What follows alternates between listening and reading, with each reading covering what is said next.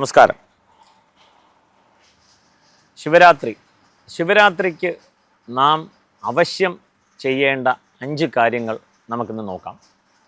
ആദ്യത്തെ വിഷയം, രാവിലെ സൂര്യ ഉദയത്തിന് മുന്നേ തന്നെ ഉണർന്ന് എഴുന്നേൽറ്റ് പ്രഭാതകൃത്യങ്ങളെല്ലാം കഴിഞ്ഞ് വീട്ടിൽ വിളക്ക് തെളിയിച്ച് നാമം ചൊല്ലി അച്ഛനമ്മയെയും നമസ്കരിക്കുക. അപ്പോൾ ഇതിൽ പ്രഥമ സ്ഥാനം അച്ഛനമ്മയെ നമസ്കരിക്കുക, അച്ഛനമ്മമാരെ നമസ്കരിക്കുക എന്നുള്ളതാണ്. ഇന്നത് തുലോം തുച്ഛമായി പോയി, ഒരു സ്ഥലത്തും ആരും ചെയ്യുന്നില്ല. ചെയ്തു കഴിഞ്ഞാൽ ഇനി കാലിൽ സ്പർശിച്ചു, അതിൻ്റെ ഒരു പുലിവാൽ ഇനി വേറെ പിടിക്കണം എന്നിങ്ങനെ ഒരുപാട് ചിന്തകളിലേക്ക് നീങ്ങി പൊയ്ക്കൊണ്ടിരിക്കുകയാണ്. അച്ഛനമ്മമാരെ എന്തായാലും അവർ തന്നെയാണ് ദൈവം. മാതൃദേവോ ഭവ, പിതൃദേവോ ഭവ, ആചാര്യദേവോ ഭവ, അതിഥിദേവോ ഭവ എന്ന് പോകുന്നു, ഉപനിഷത്തുകൾ പറഞ്ഞു തരുന്നു. നാം അത് ശീലത്തിൽ കൊണ്ടുവരണം.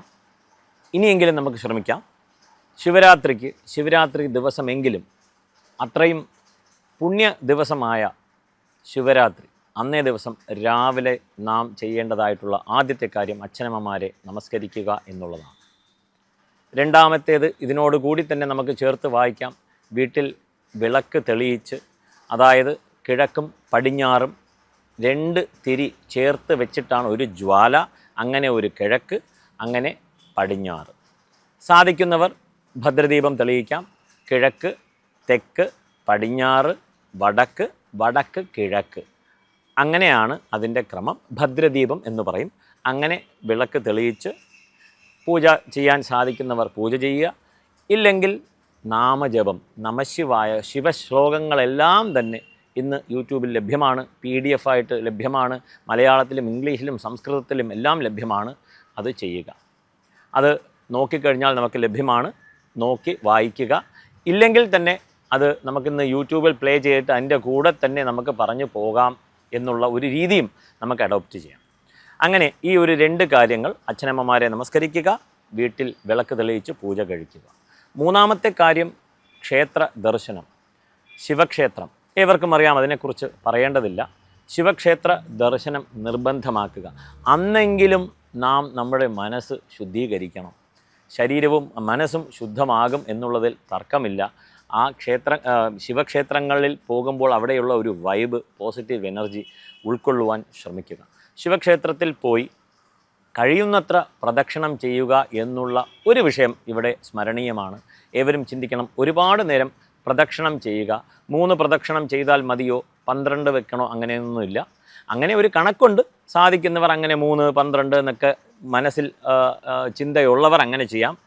പൊതുവെ എത്ര പ്രദക്ഷിണം വെച്ചാലാണ് മനസ്സിന് ഒരു സമാധാനം ലഭിക്കുക എന്നുള്ളതാണ് ഇവിടെ നാം നോക്കേണ്ടത്.